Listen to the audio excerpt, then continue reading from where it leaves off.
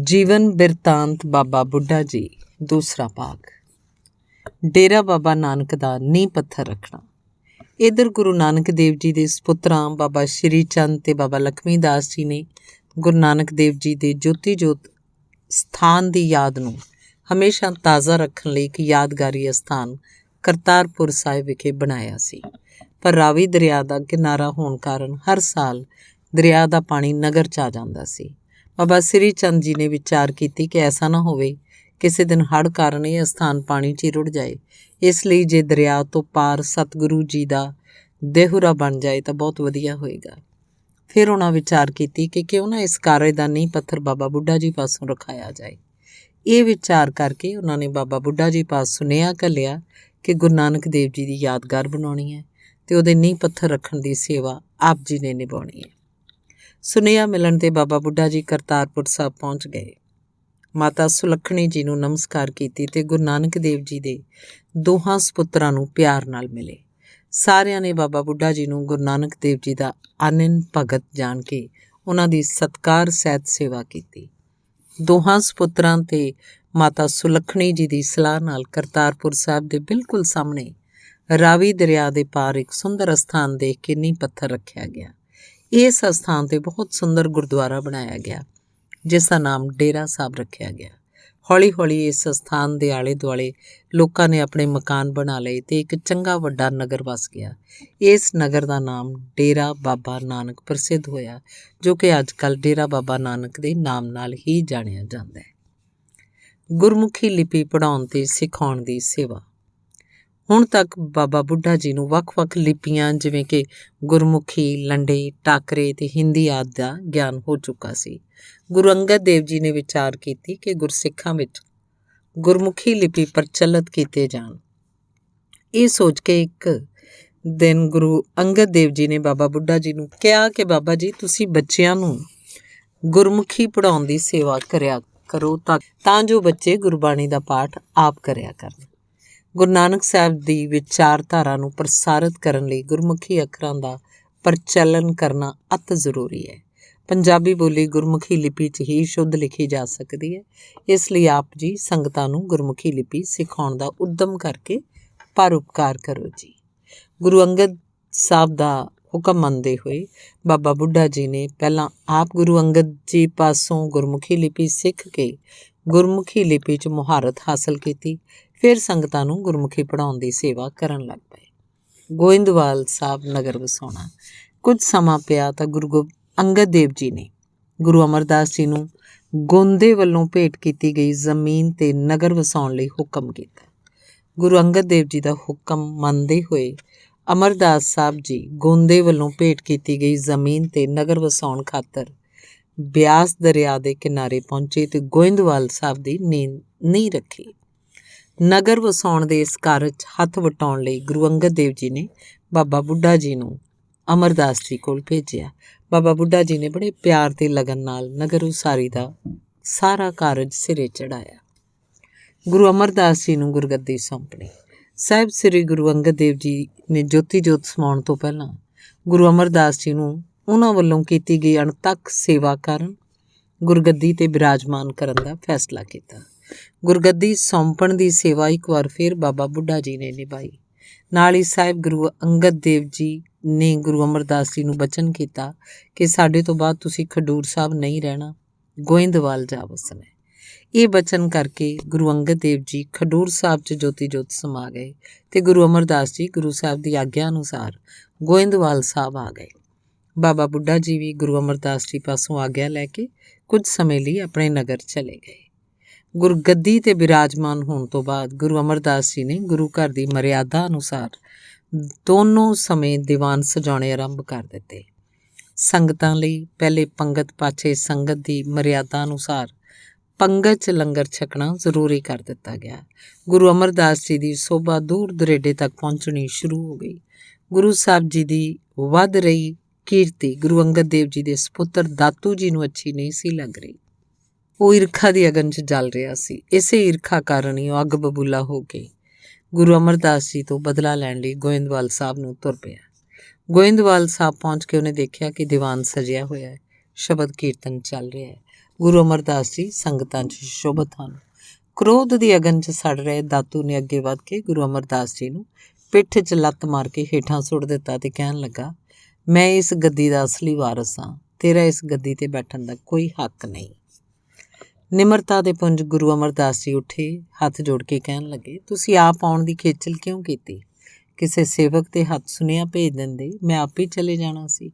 ਇਹ ਕਹਿ ਕੇ ਗੁਰੂ ਅਮਰਦਾਸ ਜੀ ਦਾਤੂ ਦੀ ਲੱਤ ਘੁੱਟਣ ਲੱਗ ਪਏ। ਕਹਿਣ ਲੱਗੇ, ਮੇਰਾ ਸਰੀਰ ਬਿਰਧ ਹੋਣ ਕਾਰਨ ਕਰੜਾ ਹੈ, ਸਖਤ ਹੈ। ਆਪ ਜੀ ਦੇ ਚਰਨ ਕੋਮਲ ਹਨ, ਆਪ ਜੀ ਦੇ ਚਰਨਾਂ ਨੂੰ ਮੇਰੀ ਕੋਈ ਹੱਡੀ ਤਾਂ ਨਹੀਂ ਚੁਭੀ। ਇਹ ਸਾਰਾ ਕੁਝ ਦੇਖ ਕੇ ਕੁਝ ਸਿੱਖ ਦਾਤੂ ਦਾ ਵਿਰੋਧ ਕਰਨ ਲਈ ਉੱਠੇ, ਪਰ ਗੁਰੂ ਅਮਰਦਾਸ ਜੀ ਨੇ ਸਾਰਿਆਂ ਨੂੰ ਸ਼ਾਂਤ ਰਹਿਣ ਲਈ ਕਿਹਾ। ਆਪ ਜੀ ਸਭ ਕੁਝ ਉੱਥੇ ਛੱਡ ਕੇ ਆਪਣੇ ਨਿਵਾਸ ਸਥਾਨ 'ਤੇ ਚਲੇ ਗਏ। ਅੱਧੀ ਰਾਤ ਨੂੰ ਸਾਹਿਬ ਸ੍ਰੀ ਗੁਰੂ ਅਮਰਦਾਸ ਜੀ ਕਿਸੇ ਨੂੰ ਦੱਸੇ ਬਿਨਾਂ ਗੋਇੰਦਵਾਲ ਸਾਹਿਬ ਤੋਂ ਚੱਲ ਕੇ ਪਿੰਡ ਬਾਸਰ ਕੇ ਜਾ ਪਹੁੰਚੇ। ਨਗਰ ਤੋਂ ਬਾਹਰ ਇੱਕ ਕੋਠੇ 'ਚ ਬੈਠ ਕੇ ਬੂਹਾ ਬੰਦ ਕਰ ਲਿਆ। ਬਾਹਰ ਕੰਧ 'ਤੇ ਬਚਨ ਲਿਖ ਦਿੱਤੇ, ਜਿਹੜਾ ਵਿਅਕਤੀ ਉਸ ਬੂਹੇ ਨੂੰ ਖੋਲ੍ਹੇਗਾ, ਨਾ ਉਹ ਸਾਡਾ ਸਿੱਖ ਹੋਏਗਾ, ਨਾ ਹੀ ਅਸੀਂ ਉਹਦੇ ਗੁਰੂ ਹੋਵਾਂਗੇ, ਉਹ ਗੁਰੂ ਦਾ ਦੇਣਦਾਰ ਹੋਏਗਾ। ਇਹ ਬਚਨ ਲਿਖ ਕੇ ਸਤਿਗੁਰੂ ਜੀ ਕੋਠੇ ਅੰਦਰ ਨਾਮ ਸਿਮਰਨ 'ਚ ਲੀਨ ਹੋ ਗਏ। ਗੁਰੂ ਅਮਰਦਾਸ ਜੀ ਨੂੰ ਪ੍ਰਗਟ ਕਰਨਾ। ਇੱਧਰ ਗੋਇੰਦਵਾਲ ਸਾਹਿਬ ਵਿਖੇ ਜਦੋਂ ਅੰਮ੍ਰਿਤ ਵੇਲੇ ਦੇ ਦੀਵਾਨ ਸਜਾਏ ਗਏ ਤਾਂ ਗੁਰੂ ਅਮਰਦਾਸ ਜੀ ਨੂੰ ਦੀਵਾਨ 'ਚ ਨਾ ਹਾਜ਼ਰ ਦੇਖ ਕੇ ਸੰਗਤਾਂ ਪਰੇਸ਼ਾਨ ਹੋ ਗਈਆਂ। ਸੰਗਤਾਂ ਨੇ ਗੋਇੰਦਵਾਲ ਸਾਹਿਬ ਵਿਖੇ ਗੁਰੂ ਸਾਹਿਬ ਜੀ ਦੇ ਚੁਬਾਰੇ 'ਤੇ ਉਹਨਾਂ ਨੂੰ ਢੂੰਡਿਆ। ਗੁਰੂ ਸਾਹਿਬ ਉੱਥੇ ਵੀ ਨਾ ਮਿਲੇ। ਸੰਗਤਾਂ ਬਹੁਤ ਉਦਾਸ ਹੋ ਗਈਆਂ, ਪਤਾ ਹੀ ਨਾ ਲੱਗੇ ਗੁਰੂ ਸਾਹਿਬ ਕਿੱਧਰ ਨੂੰ ਗਏ ਹੈ। ਅਖੀਰ ਸਿੱਖਾਂ ਨੇ ਇਕੱਠੇ ਹੋ ਕੇ ਬਾਬਾ ਬੁੱਢਾ ਜੀ ਦੀ ਮਦਦ ਲੈਣ ਦੀ ਵਿਉਂਤ ਬਣਾਈ। ਕੁਝ ਸਿੱਖ ਬਾਬਾ ਬੁੱਢਾ ਜੀ ਦੇ ਨਗਰ ਪਹੁੰਚੇ। ਉਹਨਾਂ ਨੂੰ ਉੱਥੇ ਜਾ ਕੇ ਸਾਰੀ ਘਟਨਾ ਬਾਰੇ ਜਾਣੂ ਕਰਾਇਆ ਤੇ ਕਿਹਾ ਕਿ ਸੰਗਤਾਂ ਬਹੁਤ ਉਦਾਸ ਹਨ, ਬੇਬਲ ਹਨ, ਵਿਆਕੁਲ ਹਨ। ਗੁਰੂ ਅਮਰਦਾਸ ਜੀ ਚੁੱਪ ਚਪੀਤੇ ਪਤਾ ਨਹੀਂ ਕਿੱਧਰ ਚਲੇ ਗਏ। ਸਤਿਗੁਰੂ ਜੀ ਨੂੰ ਲੱਭਣ ਦਾ ਕਾਰਜ ਆਪ ਜੀ ਤੋਂ ਬਿਨਾਂ ਹੋਰ ਕੋਈ ਨਹੀਂ ਕਰ ਸਕਦਾ। ਸੰਗਤਾਂ 'ਤੇ ਇਹ ਉਪਕਾਰ ਤੁਸੀਂ ਕਰ ਸਕਦੇ ਹੋ। ਕਿਰਪਾ ਕਰਕੇ ਸਾਡੇ ਨਾਲ ਚਲੋ ਤੇ ਗੁਰੂ ਅਮਰਦਾਸ ਜੀ ਨੂੰ ਪ੍ਰਗਟ ਕਰੋ। ਸੰਗਤਾਂ ਦੀ ਬੇਨਤੀ ਸੁਣ ਕੇ ਬਾਬਾ ਬੁੱਢਾ ਜੀ ਸੰਗਤਾਂ ਨੂੰ ਕਹਿਣ ਲੱਗੇ ਕਿ ਗੁਰੂ ਸਾਹਿਬ ਦੀ ਸਵਾਰੀ ਵਾਲੀ ਘੋੜੀ ਨੂੰ ਅੱਗੇ ਲਾ ਕੇ ਅਸੀਂ ਸਾਰੇ ਉਹਦੇ ਪਿੱਛੇ ਤੁਰਦੇ ਹਾਂ। ਘੋੜੀ ਗੁਰੂ ਸਾਹਿਬ ਜੀ ਦੀ ਖੋਜ ਕਰਕੇ ਸਾਨੂੰ ਸਾਰਿਆਂ ਨੂੰ ਉਹਨਾਂ ਤੱਕ ਪਹੁੰਚਾਉਣ 'ਚ ਮਦਦ ਕਰੇਗੀ। ਸੰਗਤਾਂ ਨੇ ਬਾਬਾ ਬੁੱਢਾ ਜੀ ਦੀ ਆਗਿਆ ਅਨੁਸਾਰ ਗੁਰੂ ਜੀ ਦੀ ਘੋੜੀ ਨੂੰ ਪਹਿਲਾਂ ਇਸ਼ਨਾਨ ਕਰਾਇਆ, ਫਿਰ ਘੋੜੀ ਨੂੰ ਸਜਾ ਕੇ ਉਹਨੂੰ ਖੁੱਲ੍ਹਾ ਛੱਡ ਦਿੱਤਾ। ਅੱਗੇ ਅੱਗੇ ਘੋੜੀ ਪਿੱਛੇ ਪਿੱਛੇ ਸੰਗਤਾਂ ਤੁਰ ਪਈਆਂ। ਤੁਰਦੀ ਘੋੜੀ ਬਾਸਰ ਕੇ ਪਿੰਡ ਪਹੁੰਚ ਗਈ ਤੇ ਗੁਰੂ ਅਮਰਦਾਸ ਜੀ ਦੇ ਕੋਠੇ ਅੱਗੇ ਜਾ ਖੜੋਤੀ। ਬਾਬਾ ਬੁੱਢਾ ਜੀ ਨੇ ਗੁਰੂ ਅਮਰਦਾਸ ਜੀ ਦਾ ਲਿਖਿਆ ਹੁਕਮ ਪੜ੍ਹਿਆ। ਹੁਕਮ ਪੜ੍ਹ ਕੇ ਸੰਗਤਾਂ ਨੂੰ ਕਹਿਣ ਲੱਗੇ, ਜੇ ਅਸੀਂ ਦਰਵਾਜ਼ਾ ਖੋਲ੍ਹਦੇ ਹਾਂ ਤਾਂ ਗੁਰੂ ਅਮਰਦਾਸ ਜੀ ਦੀ ਆਗਿਆ ਨਾ ਮੰਨਣ ਦੇ ਗੁਨਾਹਗਾਰ ਹੋਵਾਂਗੇ। ਇਸ ਲਈ ਸਾਨੂੰ ਕੋਈ ਹੋਰ ਰਾਹ ਲੱਭਣਾ ਚਾਹੀਦਾ ਹੈ। ਸਮੂਹ ਆਗੂ ਸਿੱਖਾਂ ਨੇ ਵਿਚਾਰ ਕੀਤੀ। ਬਾਬਾ ਬੁੱਢਾ ਜੀ ਦੇ ਸੁਝਾਅ 'ਤੇ ਵਿਚਾਰ ਕਰਨ ਉਪਰੰਤ ਨਿਰਣਾ ਲਿਆ ਗਿਆ, ਕੋਠੇ ਦੇ ਪਿਛਲੇ ਪਾਸਿਓਂ ਸੰਨ ਲਾ ਕੇ ਅੰਦਰ ਜਾਇਆ ਜਾਏ। ਕੁਝ ਸਿੱਖਾਂ ਨੂੰ ਪਿੰਡ 'ਚ ਭੇਜਿਆ ਗਿਆ। ਸੰਨ ਲਾਉਣ ਲਈ ਸੰਦ ਮੰਗਾਏ ਗਏ। ਸੰਦ ਆ ਜਾਣ 'ਤੇ ਬਾਬਾ ਬੁੱਢਾ ਜੀ ਨੇ ਕੋਠੇ ਦੇ ਪਿਛਲੇ ਪਾਸੇ ਤੋਂ ਸੰਨ ਲਾਈ। ਸਭ ਤੋਂ ਪਹਿਲਾਂ ਆਪ ਅੰਦਰ ਵੜੇ। ਅੰਦਰ ਜਾ ਕੇ ਦੇਖਿਆ ਸਾਹਿਬ ਸ੍ਰੀ ਗੁਰੂ ਅਮਰਦਾਸ ਜੀ ਚੌਂਕੜਾ ਮਾਰ ਕੇ ਬੈਠੇ ਐ, ਨੇਤਰ ਬੰਦ ਕਰਕੇ ਨਾਮ ਸਿਮਰਨ ਕਰ ਰਹੇ। ਇੰਜ ਜਾਪਦਾ ਸੀ ਜਿਵੇਂ ਕਿ ਉਸ ਅਕਾਲ ਪੁਰਖ ਨਾਲ ਸੁਰਤ ਜੋੜ ਕੇ ਇੱਕਮਿਕ ਹੋ ਕੇ ਬੰਦਗੀ ਦਾ ਆਨੰਦ ਲੈ ਰਹੇ। ਅੰਦਰ ਜਾ ਕੇ ਬਾਬਾ ਬੁੱਢਾ ਜੀ ਨੇ ਗੁਰੂ ਸਾਹਿਬ ਜੀ ਦੇ ਚਰਨਾਂ 'ਤੇ ਮੱਥਾ ਟੇਕਿਆ। ਗੁਰੂ ਸਾਹਿਬ ਦੇ ਨੇਤਰ ਖੁੱਲ੍ਹ ਗਏ। ਬਾਬਾ ਬੁੱਢਾ ਜੀ ਨੂੰ ਦੇਖਿਆ, ਪੁੱਛਣ ਲੱਗੇ, ਬਾਬਾ ਜੀ ਤੁਸੀਂ ਅੰਦਰ ਕਿਵੇਂ ਆਏ? ਤੁਸੀਂ ਬਾਹਰ ਲਿਖਿਆ ਸਾਡਾ ਬਚਨ ਨਹੀਂ ਪੜ੍ਹਿਆ? ਬਾਬਾ ਬੁੱਢਾ ਜੀ ਨੇ ਨਿਮਰਤਾ ਸਹਿਤ ਬੇਨਤੀ ਕੀਤੀ, ਸਤਿਗੁਰੂ ਜੀ ਅਸੀਂ ਆਪ ਜੀ ਦਾ ਹੁਕਮ ਮੋੜਨ ਦੀ ਜੁਰਤ ਕਿਵੇਂ ਕਰ ਸਕਦੇ ਹਾਂ? ਅਸੀਂ ਤਾਂ ਕੋਠੇ ਦੇ ਪਿਛਲੇ ਪਾਸਿਓਂ ਸੰਨ ਲਾ ਕੇ ਅੰਦਰ ਆਏ ਹਾਂ। ਆਪ ਜੀ ਕਿਰਪਾ ਕਰਕੇ ਬਾਹਰ ਆ ਕੇ ਸੰਗਤਾਂ ਨੂੰ ਆਪਣੇ ਦਰਸ਼ਨ ਦੀਦਾਰੇ ਬਖਸ਼ਿਸ਼ ਕਰਕੇ ਨਿਹਾਲ ਕਰੋ। ਸੰਗਤਾਂ ਆਪ ਦੇ ਦਰਸ਼ਨ ਕਰਨ ਲਈ ਬਹੁਤ ਬੇਬਲ ਤੇ ਵਿਆਕੁਲ ਹੋ ਰਹੀਆਂ। ਬਾਬਾ ਬੁੱਢਾ ਜੀ ਦੇ ਬਚਨ ਸੁਣ ਕੇ ਸਾਹਿਬ ਗੁਰੂ ਅਮਰਦਾਸ ਜੀ ਉਸ ਕੋਠੇ 'ਚੋਂ ਬਾਹਰ ਆਏ। ਸੰਗਤਾਂ ਨੂੰ ਖੁੱਲ੍ਹੇ ਦਰਸ਼ਨ ਦੀਦਾਰੇ ਬਖਸ਼ਿਸ਼ ਕੀਤੇ। ਸੰਗਤਾਂ ਗੁਰੂ ਸਾਹਿਬ ਜੀ ਦੇ ਦਰਸ਼ਨ ਕਰਕੇ ਬਹੁਤ ਆਨੰਦਿਤ ਹੋਈਆਂ। ਇਸ ਅਸਥਾਨ 'ਤੇ ਅੱਜ ਕੱਲ੍ਹ ਬਹੁਤ ਸੁੰਦਰ ਅਸਥਾਨ ਗੁਰਦੁਆਰਾ ਸੰਨ ਸਾਹਿਬ ਸੁਸ਼ੋਭਿਤ ਹੈ। ਇਸ ਅਸਥਾਨ 'ਤੇ ਹਰ ਸਾਲ ਬੜਾ ਭਾਰੀ ਜੋੜ ਮੇਲਾ ਲੱਗਦਾ ਹੈ ਤੇ ਲੱਖਾਂ ਦੀ ਗਿਣਤੀ 'ਚ ਸ਼ਰਧਾਲੂ ਸੰਗਤਾਂ ਗੁਰੂ ਜਸ ਸਰਵਣ ਕਰਕੇ ਨਿਹਾਲ ਹੁੰਦੀ ਹੈ। ਸੰਗਤਾਂ ਦੀ ਬੇਨਤੀ ਨੂੰ ਪ੍ਰਵਾਨ ਕਰਦਿਆਂ ਗੁਰੂ ਅਮਰਦਾਸ ਜੀ ਘੋੜੀ 'ਤੇ ਸਵਾਰ ਹੋ ਕੇ ਗੋਇੰਦਵਾਲ ਸਾਹਿਬ ਨੂੰ ਚੱਲ ਪਏ। ਦੂਸਰੇ ਦਿਨ ਅੰਮ੍ਰਿਤ ਵੇਲੇ ਆਪ ਜੀ ਦੀਵਾਨ 'ਚ ਆ ਕੇ ਸੁਸ਼ੋਭਿਤ ਹੋਏ। ਸੰਗਤਾਂ ਆਪ ਜੀ ਦੇ ਦਰਸ਼ਨ ਦੀਦਾਰੇ ਕਰਕੇ ਬਹੁਤ ਪ੍ਰਸੰਨ ਹੋਈਆਂ। ਬਾਬਾ ਬੁੱਢਾ ਜੀ ਦੇ ਉੱਦਮ ਤੇ ਜੁਗਤੀ ਨਾਲ ਗੁਰੂ ਅਮਰਦਾਸ ਜੀ ਦੇ ਸੰਗਤਾਂ 'ਚ ਪ੍ਰਗਟ ਹੋਣ ਕਾਰਨ ਬਾਬਾ ਬੁੱਢਾ ਜੀ ਦਾ ਬਹੁਤ ਜਸ ਫੈਲਿਆ। ਅਕਬਰ ਬਾਦਸ਼ਾਹ ਨੂੰ ਮਰਿਆਦਾ ਬਾਰੇ ਜਾਣੂ ਕਰਵਾਉਣਾ। ਅਕਬਰ ਬਾਦਸ਼ਾਹ ਗੁਰੂ ਅਮਰਦਾਸ ਜੀ ਦੀ ਕੀਰਤੀ ਸੁਣ ਕੇ ਉਹਨਾਂ ਦੇ ਦਰਸ਼ਨਾਂ ਲਈ ਗੋਇੰਦਵਾਲ ਸਾਹਿਬ ਆਇਆ। ਬਾਦਸ਼ਾਹ ਦੇ ਲਾਓ, ਲਸ਼ਕਰ ਤੇ ਫੌਜਾਂ ਨੂੰ ਠਹਿਰਾਉਣ ਦਾ ਸਾਰਾ ਪ੍ਰਬੰਧ ਬਾਬਾ ਬੁੱਢਾ ਜੀ ਨੇ ਬੜੀ ਯੋਗਤਾ ਨਾਲ ਕੀਤਾ। ਬਾਦਸ਼ਾਹ ਬਾਬਾ ਜੀ ਦੇ ਪ੍ਰਬੰਧ ਨੂੰ ਵੇਖ ਕੇ ਬੜਾ ਪ੍ਰਸੰਨ ਹੋਇਆ।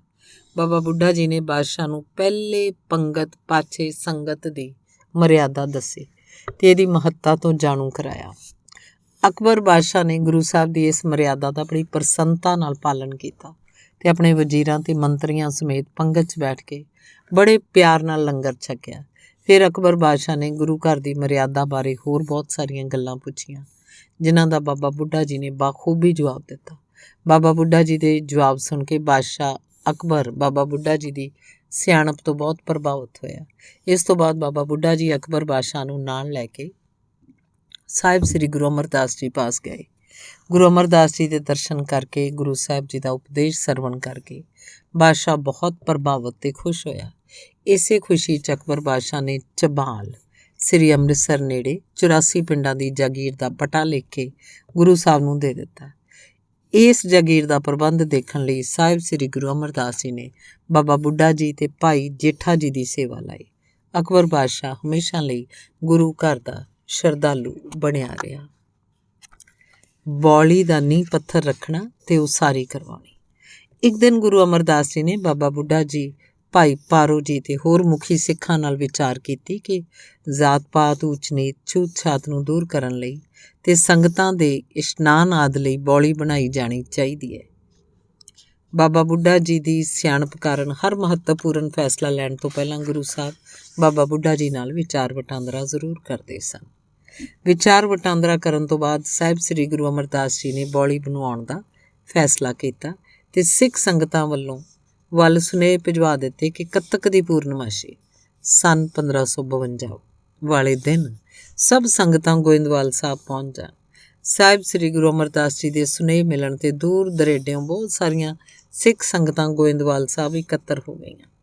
ਸੰਗਤਾਂ ਨੂੰ ਨਾਲ ਲੈ ਕੇ ਸਾਹਿਬ ਸ੍ਰੀ ਗੁਰੂ ਅਮਰਦਾਸ ਜੀ ਬੌਲੀ ਬਣਾਉਣ ਵਾਲੀ ਜਗ੍ਹਾ ਤੇ ਆਏ। ਅਰਦਾਸ ਕਰਕੇ ਬਾਬਾ ਬੁੱਢਾ ਜੀ ਪਾਸੋਂ ਬੌਲੀ ਦਾ ਟੱਕ ਲਵਾਇਆ ਗਿਆ। ਬੌਲੀ ਦੀ ਖੁਦਾਈ ਦਾ ਕੰਮ ਆਰੰਭ ਕੀਤਾ ਗਿਆ। ਬੌਲੀ ਦੀ ਉਸਾਰੀ ਦੀ ਸੇਵਾ ਤੇ ਦੇਖਭਾਲ ਦਾ ਸਮੁੱਚਾ ਕਾਰਜ ਬਾਬਾ ਬੁੱਢਾ ਜੀ ਨੂੰ ਸੌਂਪਿਆ ਗਿਆ। ਬਾਬਾ ਬੁੱਢਾ ਜੀ ਦੀ ਨਿਗਰਾਨੀ ਹੇਠ ਬੇਅੰਤ ਸਿੱਖ ਸੰਗਤਾਂ ਬੌਲੀ ਦੀ ਸੇਵਾ ਕਰਨ ਲੱਗ ਪਈਆਂ। ਬਾਬਾ ਬੁੱਢਾ ਜੀ ਆਪ ਵੀ ਮਿੱਟੀ ਦੇ ਟੋਕਰੇ ਢੋ ਕੇ ਇਸ ਸੇਵਾ 'ਚ ਆਪਣਾ ਯੋਗਦਾਨ ਪਾਉਂਦੇ ਰਹੇ। ਬੌਲੀ ਦੀ ਉਸਾਰੀ 'ਚ ਭਾਈ ਜੇਠਾ ਜੀ ਨੇ ਵੀ ਬੜੇ ਪਿਆਰ ਤੇ ਸ਼ਰਧਾ ਨਾਲ ਸੇਵਾ ਕਰਕੇ ਆਪਣਾ ਯੋਗਦਾਨ ਪਾਇਆ। ਸਿੱਖੀ ਦਾ ਫੈਲਾਅ ਵੱਧਦਾ ਵੇਖ ਕੇ ਗੁਰੂ ਅਮਰਦਾਸ ਜੀ ਨੇ 22 ਮੰਜੀਆਂ ਦੀ ਸਥਾਪਨਾ ਕੀਤੀ। ਇਹਨਾਂ ਮੰਜੀਆਂ ਦੀ ਸਮੁੱਚੀ ਜ਼ਿੰਮੇਵਾਰੀ ਵੀ ਗੁਰੂ ਅਮਰਦਾਸ ਜੀ ਨੇ ਬਾਬਾ ਬੁੱਢਾ ਜੀ ਨੂੰ ਹੀ ਸੌਂਪੀ। ਇੱਕ ਦਿਨ ਸਾਹਿਬ ਸ੍ਰੀ ਗੁਰੂ ਅਮਰਦਾਸ ਜੀ ਨੇ ਭਾਈ ਜੇਠਾ ਜੀ ਨੂੰ ਆਪਣੇ ਪਾਸ ਬੁਲਾ ਕੇ ਕਿਹਾ ਕਿ ਤੁਸੀਂ ਕੋਈ ਸੁੰਦਰ ਤੇ ਖੁੱਲ੍ਹੀ ਜਗ੍ਹਾ ਦੇਖ ਕੇ ਉੱਥੇ ਨਵਾਂ ਨਗਰ ਵਸਾਓ। ਭਾਈ ਜੇਠਾ ਜੀ ਨੇ ਸਤਿਗੁਰੂ ਜੀ ਦੇ ਬਚਨ ਸੁਣ ਕੇ ਸਤ ਬਚਨ ਕਿਹਾ ਤੇ ਬੇਨਤੀ ਕੀਤੀ ਕਿ ਆਪ ਹੀ ਕਿਸੇ ਜਗ੍ਹਾ ਦੀ ਚੋਣ ਕਰਕੇ ਨਿਸ਼ਾਨਦੇਹੀ ਕਰ ਦਿਓ ਜਿੱਥੇ ਨਗਰ ਵਸਾਇਆ ਜਾ ਸਕੇ। ਸ੍ਰੀ ਅੰਮ੍ਰਿਤਸਰ ਸਾਹਿਬ ਵਸਾਉਣਾ। ਸਾਹਿਬ ਸ੍ਰੀ ਗੁਰੂ ਅਮਰਦਾਸ ਜੀ ਨੇ ਬਾਬਾ ਬੁੱਢਾ ਜੀ ਦੀ ਸਲਾਹ ਨਾਲ ਨਵਾਂ ਨਗਰ ਵਸਾਉਣ ਲਈ ਜਗ੍ਹਾ ਦੀ ਚੋਣ ਕੀਤੀ ਤੇ ਭਾਈ ਜੇਠਾ ਜੀ, ਬਾਬਾ ਬੁੱਢਾ ਜੀ ਤੇ ਹੋਰ ਸਿੱਖਾਂ ਨੂੰ ਉਸ ਸਥਾਨ 'ਤੇ ਭੇਜਿਆ ਤਾਂ ਜੋ ਨਗਰ ਵਸਾਉਣ ਦਾ ਕਾਰਜ ਸਹੀ ਤਰੀਕੇ ਨਾਲ ਨੇਪਰੇ ਚਾੜ੍ਹਿਆ ਜਾ ਸਕੇ। ਬਾਬਾ ਬੁੱਢਾ ਜੀ ਨੇ ਗੁਰੂ ਅਮਰਦਾਸ ਜੀ ਵੱਲੋਂ ਕੀਤੀ ਨਿਸ਼ਾਨਦੇਹੀ ਅਨੁਸਾਰ ਗੁਮਟਾਲਾ, ਤੁੰਗ, ਸੁਲਤਾਨਵਿੰਡ ਤੇ ਗਿਲਵਾਲੀ ਪਿੰਡ ਦੇ ਮੁਖੀਆਂ ਨੂੰ ਸੱਦ ਕੇ ਅਰਦਾਸ ਕੀਤੀ ਤੇ ਸੁਲਤਾਨਵਿੰਡ ਦੀ ਜੂਹ 'ਚ ਨਗਰ ਵਸਾਉਣ ਦੀ ਆਰੰਭਤਾ ਕਰ ਦਿੱਤੀ। ਨਗਰ ਦਾ ਨਾਮ ਰੱਖਿਆ ਗੁਰੂ ਕਾ ਚੱਕ। ਬਾਅਦ 'ਚ ਇਸ ਨਗਰ ਦਾ ਨਾਮ ਚੱਕ ਰਾਮਦਾਸ ਫਿਰ ਸ੍ਰੀ ਅੰਮ੍ਰਿਤਸਰ ਸਾਹਿਬ ਕਰਕੇ ਪ੍ਰਸਿੱਧ ਹੋਇਆ। ਇਸ ਨਗਰ ਦੀ ਉਸਾਰੀ ਦਾ ਸਾਰਾ ਕਾਰਜ ਬਾਬਾ ਬੁੱਢਾ ਜੀ ਦੇ ਸਪੁਰਦ ਕੀਤਾ ਗਿਆ। ਗੁਰੂ ਕੇ ਮਹਿਲ ਤੇ ਹੋਰ ਇਮਾਰਤਾਂ ਬਣਨੀਆਂ ਸ਼ੁਰੂ ਹੋ ਗਈਆਂ। ਨਗਰ ਤੋਂ ਕੁਝ ਦੂਰ ਬਾਰ-ਬਾਰ ਇੱਕ ਸਰੋਵਰ ਦੀ ਖੁਦਾਈ ਵੀ ਸ਼ੁਰੂ ਕਰਵਾਈ ਗਈ। ਗੁਰੂ ਕਾ ਚੱਕ ਦੀ ਉਸਾਰੀ ਦਾ ਕਾਰਜ ਆਰੰਭ ਕਰਕੇ ਭਾਈ ਜੇਠਾ ਜੀ ਸਾਹਿਬ ਸ੍ਰੀ ਗੁਰੂ ਅਮਰਦਾਸ ਜੀ ਦੀ ਸੇਵਾ ਕਰਨ ਲਈ ਉਹਨਾਂ ਪਾਸ ਗੋਇੰਦਵਾਲ ਸਾਹਿਬ ਪਹੁੰਚ ਚਲੇ ਗਏ। ਪਿੱਛੋਂ ਨਗਰ ਦੀ ਉਸਾਰੀ ਤੇ ਸਰੋਵਰ ਦੀ ਖੁਦਾਈ ਦਾ ਕਾਰਜ ਬਾਬਾ ਬੁੱਢਾ ਜੀ ਦੇ ਜ਼ਿੰਮੇ ਲਾ ਗਏ। ਬਾਬਾ ਬੁੱਢਾ ਜੀ ਇਹ ਕਾਰਜ ਆਪਣੀ ਨਿਗਰਾਨੀ 'ਚ ਸੰਗਤਾਂ ਪਾਸੋਂ ਕਰਾਉਂਦੇ ਰਹੇ। ਗੁਰੂ ਰਾਮਦਾਸ ਜੀ ਨੂੰ ਗੁਰਗੱਦੀ ਸੌਂਪਣੀ। ਸਾਹਿਬ ਸ੍ਰੀ ਗੁਰੂ ਅਮਰਦਾਸ ਜੀ ਨੇ ਆਪਣਾ ਅੰਤਿਮ ਸਮਾਂ ਜਾਣ ਕੇ ਭਾਈ ਜੇਠਾ ਜੀ ਨੂੰ ਯੋਗ ਸਮਝਦੇ ਹੋਏ ਆਪਣਾ ਜਾਨਸ਼ੀਨ ਬਣਾਉਣ ਦਾ ਫੈਸਲਾ ਕੀਤਾ। ਆਪ ਜੀ ਨੇ ਬਾਬਾ ਬੁੱਢਾ ਜੀ ਨੂੰ ਗੁਰੂ ਕੇ ਚੱਕ ਤੋਂ ਬੁਲਾ ਕੇ ਉਹਨਾਂ ਅੱਗੇ ਭਾਈ ਜੇਠਾ ਜੀ ਨੂੰ ਗੁਰਗੱਦੀ ਦੇਣ ਦੀ ਇੱਛਾ ਪ੍ਰਗਟ ਕੀਤੀ। ਸਰੀਰ ਤਿਆਗਣ ਤੋਂ ਪਹਿਲਾਂ ਸਾਹਿਬ ਸ੍ਰੀ ਗੁਰੂ ਅਮਰਦਾਸ ਜੀ ਨੇ ਭਾਈ ਜੇਠਾ ਜੀ ਨੂੰ ਗੁਰਗੱਦੀ ਸੌਂਪ ਦਿੱਤੀ ਤੇ ਨਾਲ ਹੀ ਹੁਕਮ ਕੀਤਾ, ਅੱਜ ਤੋਂ ਭਾਈ ਜੇਠਾ ਜੀ ਗੁਰੂ ਰਾਮਦਾਸ ਜੀ ਅਖਵਾਉਣਗੇ। ਗੁਰਾਈ ਸੌਂਪਣ ਦੀ ਸਮੁੱਚੀ ਸੇਵਾ ਬਾਬਾ ਬੁੱਢਾ ਜੀ ਨੇ ਨਿਭਾਈ। ਪਿੰਡ ਠੱਠਾ ਮਤਲਬ ਝਬਾਲ ਦੀ ਜਾਗੀਰ ਦਾ ਪ੍ਰਬੰਧ ਸੰਭਾਲਣਾ। ਸਾਹਿਬ ਸ੍ਰੀ ਗੁਰੂ ਰਾਮਦਾਸ ਜੀ ਦੇ ਗੁਰਗੱਦੀ ਤੇ ਬਿਰਾਜਮਾਨ ਹੋਣ ਤੋਂ ਬਾਅਦ ਸਭ ਸਿੱਖ ਸੰਗਤਾਂ ਨੇ ਉਹਨਾਂ ਦੇ ਚਰਨਾਂ ਤੇ ਮੱਥਾ ਟੇਕਿਆ, ਅਸੀਸਾਂ ਪ੍ਰਾਪਤ ਕੀਤੀਆਂ। 2 ਦਿਨਾਂ ਬਾਅਦ ਸਾਹਿਬ ਸ੍ਰੀ ਗੁਰੂ ਅਮਰਦਾਸ ਜੀ ਜੋਤੀ ਜੋਤ ਸਮਾ ਗਏ। ਗੁਰੂ ਸਾਹਿਬ ਜੀ ਦੇ ਅਕਾਲ ਚਲਾਣੇ ਦੀ ਖਬਰ ਸੁਣ ਕੇ ਦੂਰ ਦਰਾਡਿਓਂ ਬਹੁਤ ਸਾਰੀਆਂ ਸੰਗਤਾਂ ਗੋਇੰਦਵਾਲ ਸਾਹਿਬ ਪਹੁੰਚ ਗਈਆਂ। ਸਾਹਿਬ ਸ੍ਰੀ ਗੁਰੂ ਅਮਰਦਾਸ ਜੀ ਦਾ ਅੰਤਿਮ ਸੰਸਕਾਰ ਕਰਕੇ ਸਾਹਿਬ ਸ੍ਰੀ ਗੁਰੂ ਰਾਮਦਾਸ ਜੀ, ਬਾਬਾ ਬੁੱਢਾ ਜੀ ਤੇ ਹੋਰ ਸਿੱਖਾਂ ਨੂੰ ਨਾਲ ਲੈ ਕੇ ਗੁਰੂ ਕੇ ਚੱਕ ਪਹੁੰਚ ਗਏ। ਸਾਹਿਬ ਸ੍ਰੀ ਗੁਰੂ ਰਾਮਦਾਸ ਜੀ ਦੇ ਗੁਰੂ ਕੇ ਚੱਕ ਪਹੁੰਚਣ ਕਾਰਨ ਸਭ ਸਿੱਖ ਸੰਗਤਾਂ ਵੀ ਗੋਇੰਦਵਾਲ ਸਾਹਿਬ ਦੀ ਜਗ੍ਹਾ ਗੁਰੂ ਕੇ ਚੱਕ ਪਹੁੰਚਣ ਲੱਗ ਪਈਆਂ। ਦੋਵੇਂ ਸਮੇਂ ਦੀਵਾਨ ਲੱਗਦੇ, ਸ਼ਬਦ ਕੀਰਤਨ ਹੁੰਦੇ, ਗੁਰਮਤਿ ਵਿਚਾਰਾਂ ਹੁੰਦੀਆਂ ਤੇ ਗੁਰੂ ਸਾਹਿਬ ਸੰਗਤਾਂ ਨੂੰ ਗੁਰੂ ਉਪਦੇਸ਼ ਸਰਵਣ ਕਰਵਾ ਕੇ ਨਿਹਾਲ ਕਰਦੇ। ਗੁਰੂ ਕਾ ਲੰਗਰ ਅਤੁੱਟ ਵਰਤਦਾ ਰਹਿੰਦਾ। ਗੁਰੂ ਰਾਮਦਾਸ ਜੀ ਨੇ ਬਾਬਾ ਬੁੱਢਾ ਜੀ ਦੀ ਸਿਆਣਪ ਤੇ ਤਜਰਬੇ ਨੂੰ ਧਿਆਨ 'ਚ ਰੱਖਦਿਆਂ ਹੋਇਆਂ ਬਾਬਾ ਬੁੱਢਾ ਜੀ ਨੂੰ ਝਬਾਲ ਵਾਲੀ ਜਾਗੀਰ ਦਾ ਪ੍ਰਬੰਧਕ ਥਾਪ ਦਿੱਤਾ। ਬਾਬਾ ਬੁੱਢਾ ਜੀ ਕੁਝ ਸਿੱਖਾਂ ਨੂੰ ਲੈ ਕੇ ਬੀੜ ਵਿੱਚ ਜਾ ਕੇ ਰਹਿਣ ਲੱਗ ਪਏ। ਗੁਰੂ ਅਰਜਨ ਦੇਵ ਜੀ ਨੂੰ ਗੁਰਗੱਦੀ ਸੌਂਪਣੀ। ਸਾਹਿਬ ਸ੍ਰੀ ਗੁਰੂ ਰਾਮਦਾਸ ਜੀ ਨੇ ਗੁਰੂ ਅਰਜਨ ਦੇਵ ਜੀ ਨੂੰ ਗੁਰੂ ਨਾਨਕ ਦੇਵ ਜੀ ਦੀ ਗੁਰਗੱਦੀ ਦੇ ਜਾਨਸ਼ੀਨ ਵਜੋਂ ਸਭ ਤੋਂ ਵੱਧ ਯੋਗ ਜਾਣਦੇ ਹੋਏ ਨਿਸ਼ਚਾ ਕੀਤਾ ਕਿ ਗੁਰੂ ਨਾਨਕ ਦੇਵ ਜੀ ਦੇ ਘਰ ਦਾ ਵਾਰਿਸ ਗੁਰੂ ਅਰਜਨ ਦੇਵ ਜੀ ਨੂੰ ਥਾਪ ਦਿੱਤਾ ਜਾਏ। ਇਹ ਸੋਚ ਕੇ ਉਹਨਾਂ ਨੇ ਬਾਬਾ ਬੁੱਢਾ ਜੀ ਨੂੰ ਬੀੜ ਤੋਂ ਬੁਲਾਇਆ, ਉਹਨਾਂ ਨਾਲ ਇਸ ਸੰਬੰਧੀ ਵਿਚਾਰ ਵਟਾਂਦਰਾ ਕੀਤਾ। ਬਾਬਾ ਬੁੱਢਾ ਜੀ ਨੇ ਗੁਰੂ ਰਾਮਦਾਸ ਜੀ ਦੇ ਨਿਰਣੇ ਨਾਲ ਪ੍ਰਸੰਨਤਾਪੂਰਵਕ ਆਪਣੀ ਸਹਿਮਤੀ ਪ੍ਰਗਟ ਕੀਤੀ। ਸਾਹਿਬ ਸ੍ਰੀ ਗੁਰੂ ਰਾਮਦਾਸ ਜੀ ਨੇ ਆਪਣੇ ਜੋਤੀ ਜੋਤ ਸਮਾਉਣ ਤੋਂ ਪਹਿਲਾਂ ਗੁਰੂ ਅਰਜਨ ਦੇਵ ਜੀ ਨੂੰ ਗੁਰਗੱਦੀ ਸੌਂਪ ਦਿੱਤੀ। ਗੁਰਿਆਈ ਸੌਂਪਣ ਦੀ ਸੇਵਾ ਇੱਕ ਵਾਰ ਫੇਰ ਬਾਬਾ ਬੁੱਢਾ ਜੀ ਨੇ ਹੀ ਨਿਭਾਈ। ਗੁਰੂ ਰਾਮਦਾਸ ਜੀ ਆਪਣਾ ਅੰਤਿਮ ਸਮਾਂ ਨੇੜੇ ਜਾਣ ਕੇ ਗੋਇੰਦਵਾਲ ਸਾਹਿਬ ਵੱਲ ਤੁਰ ਪਏ। ਬੀਬੀ ਭਾਨੀ ਜੀ, ਗੁਰੂ ਅਰਜਨ ਦੇਵ ਜੀ, ਬਾਬਾ ਬੁੱਢਾ ਜੀ ਤੇ ਹੋਰ ਸੰਗਤਾਂ ਸਤਿਗੁਰੂ ਜੀ ਨਾਲ ਗੋਇੰਦਵਾਲ ਸਾਹਿਬ ਵੱਲ ਚੱਲ ਪਈਆਂ। ਗੋਇੰਦਵਾਲ ਸਾਹਿਬ ਵਿਖੇ ਪਹੁੰਚ ਕੇ ਗੁਰੂ ਸਾਹਿਬ ਨੇ ਸਮੂਹ ਸੰਗਤਾਂ ਨੂੰ ਸ਼ਾਂਤ ਰਹਿਣ ਤੇ ਅਕਾਲ ਪੁਰਖ ਦਾ ਭਾਣਾ ਮੰਨਣ ਦਾ ਉਪਦੇਸ਼ ਦਿੱਤਾ ਤੇ ਜੋਤੀ ਜੋਤ ਸਮਾ ਗਏ। ਥੋੜ੍ਹੇ ਦਿਨਾਂ ਬਾਅਦ ਗੁਰੂ ਅਰਜਨ ਦੇਵ ਜੀ, ਬਾਬਾ ਬੁੱਢਾ ਜੀ ਤੇ ਹੋਰ ਸਿੱਖ ਸੰਗਤਾਂ ਸਮੇਤ ਗੋਇੰਦਵਾਲ ਸਾਹਿਬ ਤੋਂ ਸ੍ਰੀ ਅੰਮ੍ਰਿਤਸਰ ਸਾਹਿਬ ਆ ਗਏ। ਉੱਥੇ ਬਾਬਾ ਬੁੱਢਾ ਜੀ ਜਾਗੀਰ ਦਾ ਪ੍ਰਬੰਧ ਕਰਨ ਲਈ ਬੀੜ ਚਲੇ ਗਏ। ਧੰਨਵਾਦ। ਚੱਲਦਾ